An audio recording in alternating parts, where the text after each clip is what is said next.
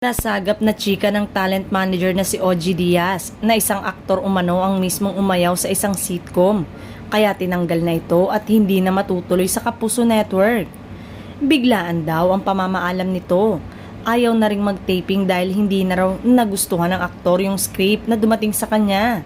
Dahil parang true to life na yung script sa kanya. Lahad ni OGD sa Showbiz Update.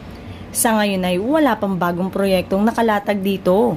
Kung hindi sana umalis sa bakuran ng ABS-CBN ay tiyak na sunod-sunod pa rin ang mga proyekto nito both sa TV at pelikula.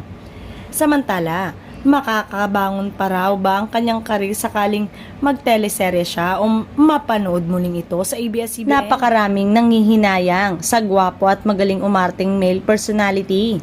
Napakaganda ng kanyang pagsisimula pero biglang inalat ang kanyang karir dahil na rin sa kanyang kapabayaan.